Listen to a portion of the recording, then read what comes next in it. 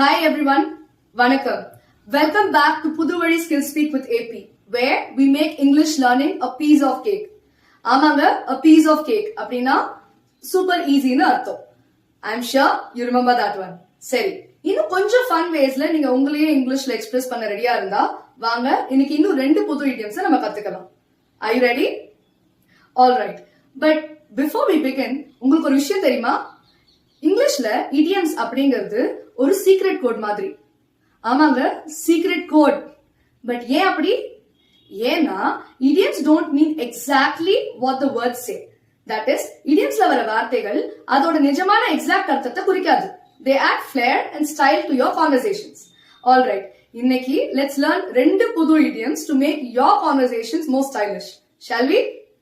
சரி, இன்னையோட நம்ம first idiom என்னன்னா beat around the bush. Beat around the bush. It means avoiding the main topic or not saying something directly. அதாவது ஸ்ட்ரெயிட்டா நம்ம ஒரு விஷயத்த சொல்லாம சுத்தி வளைச்சு அப்புறமா நம்ம ஒரு விஷயத்த சொல்ல வரோம்ல, அதுதான் beat around the bush அப்படின்னு சொல்லுவாங்க. ஒரு எக்ஸாம்பிளுக்கு இமேஜின் பண்ணிக்கோங்க, நீங்க உங்க பேரண்ட்ஸ் கிட்ட ஒரு விஷயத்த கேட்கணும். ஆனா நேரா அதை கேட்காம சுத்தி வளைச்சு அப்படியே கொஞ்சம் கொஞ்சமா ஒரு ஹிண்ட் கொடுக்கும்போது அவங்களே புரிஞ்சுக்கிட்டு உங்ககிட்ட கேக்குறாங்க, hey stop beating around the bush, tell me what you want அப்படின்னு. நடந்திருக்கா? சரி, சொல்லுங்க பாப்போம். Do you know someone who always beats around the bush? அவங்கள கமெண்ட் செக்ஷன்ல டேக் பண்ணி hey don't beat around the bush அப்படின்னு சொல்லிடுங்க. Right, now let's move to the second idiom, blessing in disguise. Blessing in disguise. நீங்க எங்கயாச்சும் யாராச்சும் it was a blessing in disguise அப்படின்னு சொல்லி கேட்டிருக்கீங்களா? யோசிச்சு பாருங்க. அப்படின்னா என்னன்னு நீங்க நினைச்சு பார்த்திருக்கீங்களா? Well, it means something that seems bad at first but turns out to be good. அதாவது முதல்ல ஒரு விஷயம் தப்பா இல்ல பேட் சிச்சுவேஷன் மாதிரி தெரிஞ்சாலும் அது பிற்காலத்துல ஒரு நல்ல விஷயமாவே முடிஞ்சிருக்கும். Here's an example for you.